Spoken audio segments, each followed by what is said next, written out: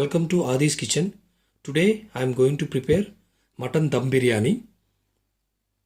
This is a very nice and very traditional way, and if you follow this video you can really make a wonderful mutton biryani. I am going to explain a lot of tips and tricks while making this mutton biryani.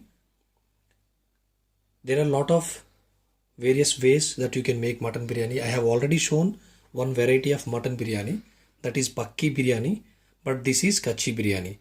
This way the mutton will be very juicy and it is even more tastier than Kacchi biryani.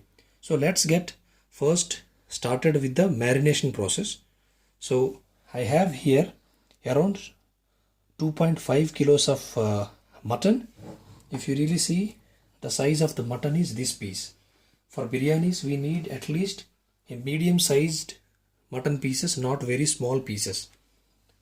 If you can manage to get a tender mutton meat or lamb meat, you don't have to add any like this papaya paste. This is a meat tenderiser, you don't have to add it. But I am very sure this is not a lamb tender meat. This is a bit tough meat, so I obviously have to use this tenderiser. So this is raw papaya paste. First I am adding this around 2 tablespoons of raw papaya paste, and I'm going to explain you the spices here. I have here 2 tablespoons of red chili powder, half a tablespoon of turmeric powder, 2 tablespoons of coriander powder, 1 tablespoon of cumin powder, 1 tablespoon of salt, around 4 tablespoons of biryani masala. I have already shown you the preparation for the biryani masala powder.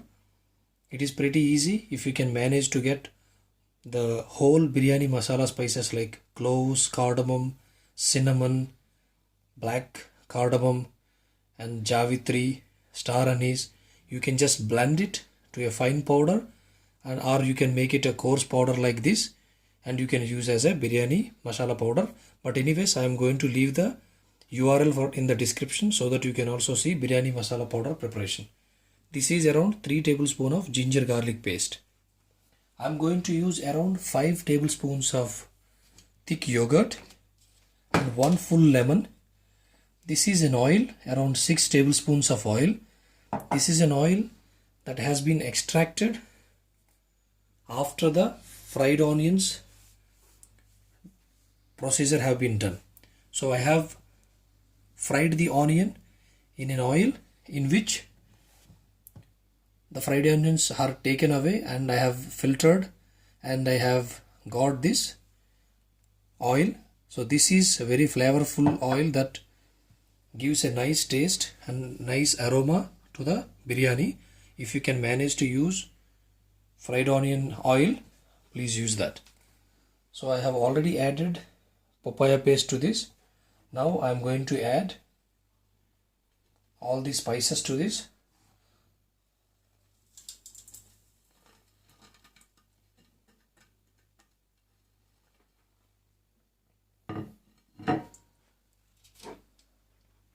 Five tablespoons of yogurt,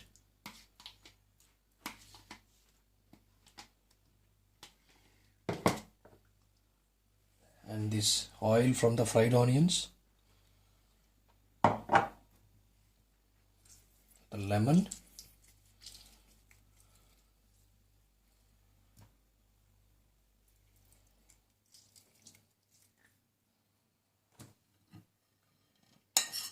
turmeric powder,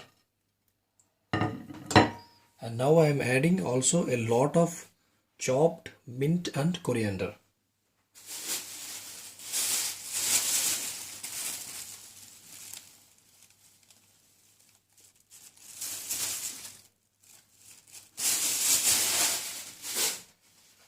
Well, wash your hands and mix this very nicely. Make sure all the pieces are very well coated with these masalas. This is very key step. All the pieces must be nicely marinated and kept in freeze for about 3 hours. Look at these mutton pieces. They are very nicely coated with these all the masalas. I'm going to marinate this for about 3 to 5 hours so that all these tough mutton pieces are nicely tendered, because we have added yogurt, we have also added lemon juice, oil, and we have also added papaya paste. All these ingredients will help tenderize the meat. Well, if you can't manage to get papaya paste, you can also buy in stores ready-made tenderizers. Usually they also made out of either pineapple or from papaya paste. You can use that as well, but I would like to use the fresh papaya paste, so I have used it since I can manage to get it. So if you get a very tender lamb, you definitely do not need to add any meat tenderizers. So I'm going to rest this. Look at this marinated mutton. It looks very tender because we have added a lot of tenderizer and we have allowed it for 4 hours to marinate. So the mutton really become very tender and also so juicy. So at this stage we have to add the rice as layers, and we need to cook this meat and rice together. So to cook rice, I have taken almost a big container of water and I'm adding 3 to 4 bay leaves and 2 cinnamon sticks, cloves and cardamom to the water, and I'm also adding salt to this.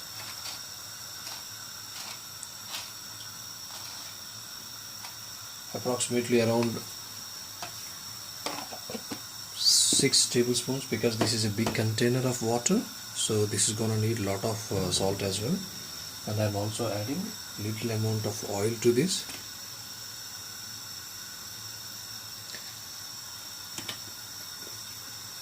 This is a very key step because rice in biryani is also quite important along with the meat. If you don't cook rice to the right consistency, your biryani will be completely gone. So I will explain you that the tip of the biryani is you need to have a big container of water to boil your rice, because the rice will expand if the container is quite big. And I am also seasoned this with these bay leaves and cardamom and cinnamon and also cloves, just to make sure that this water is really flavored. And if you forget to add salt at this stage, and your biryani will be gone. And also oil will help making the rice look very fluffy instead of messy. So I'm just added these things. I will let this boil and then we are going to cook rice on this. Let's go and see the rice. I've taken a very nice variety of basmati rice. This is Rahman type of basmati rice. I have soaked it for 1 hour almost, because the quantity is around 1.5 kilos. So it has been soaked for 1.5 hours. And I'm using, these are optional. I'm using yellow food color, not this much quantity, but just few drops of yellow food color, and also orange food color. These are totally optional, but this gives a very nice look to the biryani. And in this yellow food color, I have also added saffron in this. I'm going to show you that. Quite a lot of saffron. If you really see that, I've added quite a lot of saffron, because saffron will give you very nice fragrance to the biryani and the flavor will be amazing. Make sure you have the saffron soaked in hot milk along with the yellow food color. This food color and saffron soaked milk we will be adding on top of rice to give nice flavor to the rice. As well as I am also having some amount of desi ghee. This I am going to sprinkle on top of my rice along with the boiled water. This boiled water consists of lot of flavors. So I am going to take a little amount of boiled water after the rice has been added. This water will be very flavorful. I am going to mix it in this ghee, and I am also adding on top of the rice to give flavor. These are very key steps. Most of the people don't know these things, so that is why I am explaining you. If you use these tips, you can make a wonderful biryani. And another important part, as the water is boiling and I am taking an opportunity to explain you a lot of things, I hope you appreciate. You see the vessel's bottom. If you really see the bottom of the vessel, it's quite really thick. It's really thick. Why we need a thick vessel to cook biryani? Because we are going to cook this meat with a high flame for about 20 minutes. So when you cook this meat on high flame, imagine if you have very small thickness, or the bottom of the thickness is very thin, then your meat will be burnt. This is one of those questions lot of my viewers are asking me, why my biryani is getting burnt at the bottom. The simple thing is because your vessel is not thick enough. If you don't have a thick vessel, you still can manage by keeping a pan maybe directly onto the flame, and on top of the flame you keep the vessel. So that way you are stopping that high flame, contacting your thin vessel. But if you, it's appreciable if you really use a big bottom vessel like this, and a wide open vessel like this is really good. And make sure you touch all your meat pieces at the bottom. Don't pile up the meat pieces. To enjoy the best of the best biryani, make sure you have these things in place. So I have to add the fried onions. A lot of people add fried onions in the beginning while they are marinating itself, but somehow I like to add the fried onions only when I am adding on top of rice. So now I am adding fried onions.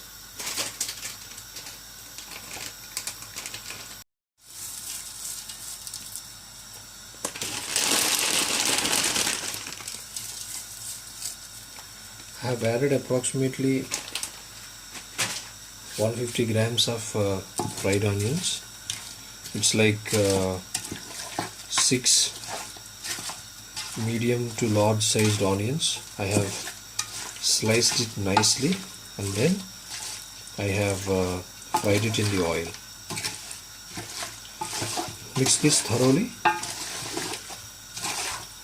Fried onions gives a very wonderful fragrance to the biryani.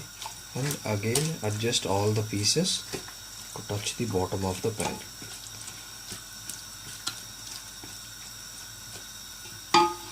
Well, the water has to be boiled still.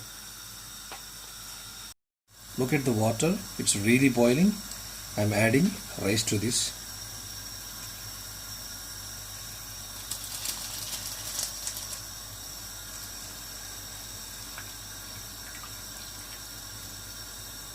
Don't add too much of rice, as I said, otherwise it will not have space to expand.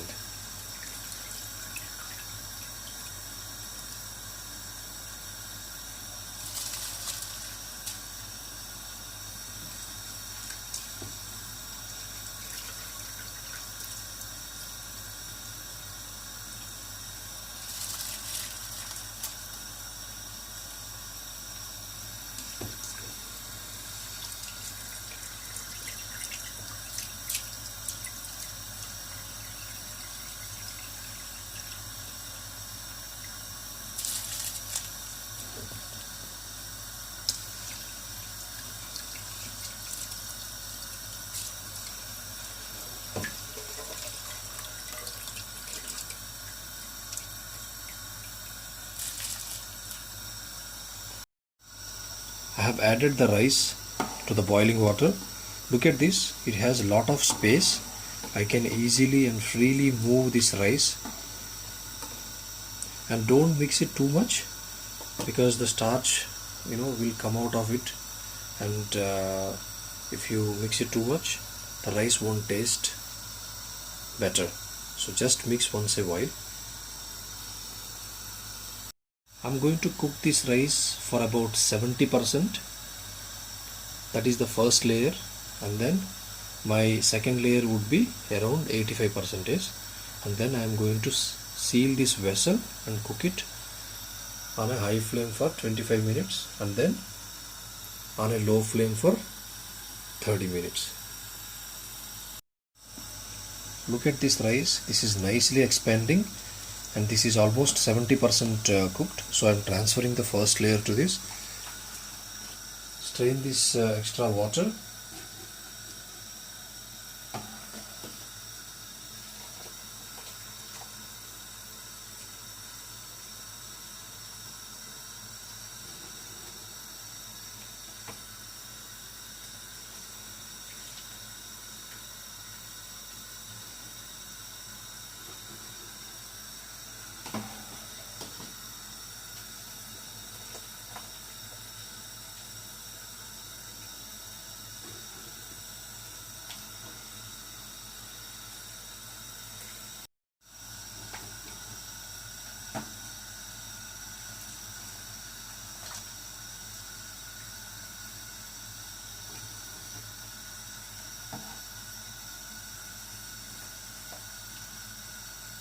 Top of the first layer, I am just adding few fried onions,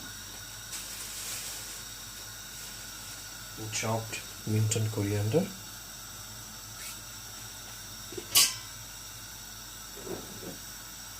few drops of orange food color,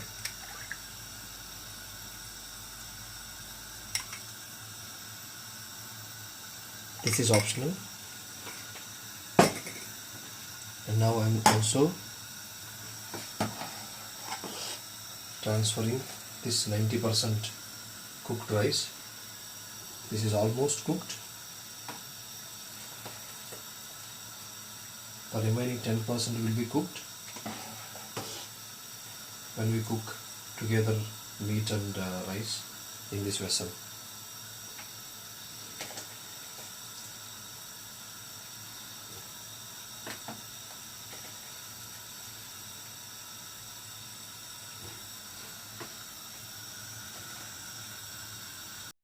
I've transferred the entire rice now.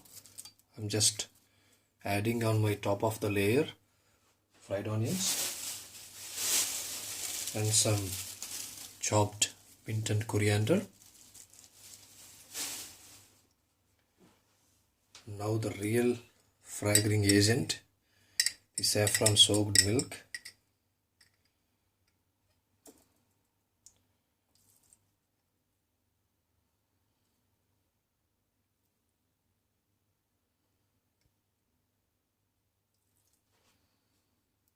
This will not only enhance the flavor but also gives an excellent yellow color to the rice. So the last but not least, to the desi ghee I have added little amount of water from the rice.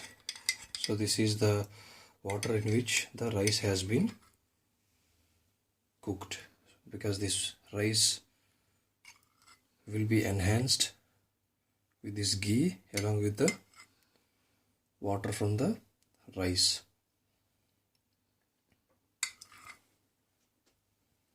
Around 3 tablespoons. Now I'm gonna seal this. I have covered this vessel with aluminium foil. On top of it I am putting a lid. So I'm trying to make sure the steam is not really escaping away from this vessel. That steam really cooks this rice, which the steam which releases out from those meats will really enhances the rice. So we need to make sure the meat is cooked nice, also the rice is cooked nice with more flavors from the coming out of the meat. So first I am cooking on high flame.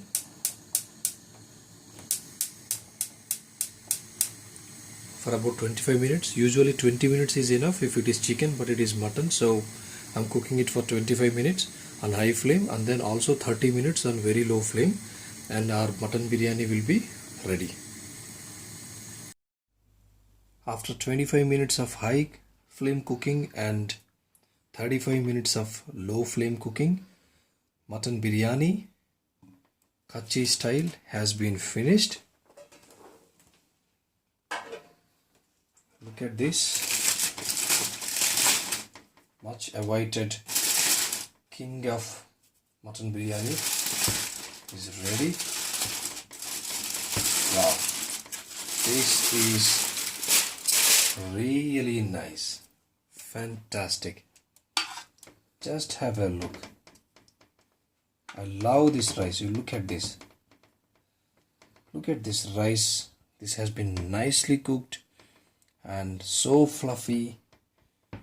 Fantastic. Look at this beautiful rice. This is what you can cook when you really, do follow the procedure. You can really make a wonderful mutton biryani, and this is king of the biryanis. Trust me. Let me just check that lamb piece.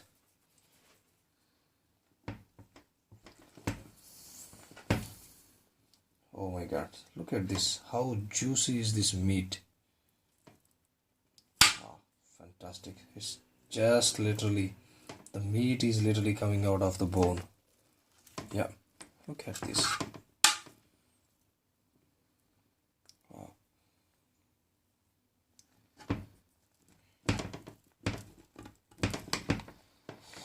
Wow, it's very hard.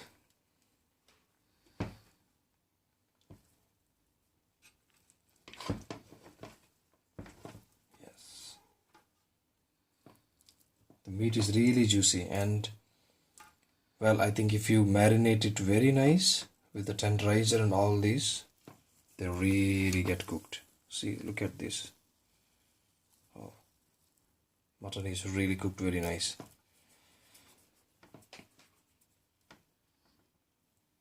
So follow this procedure. You're gonna make a wonderful biryani. Enjoy with your friends and family.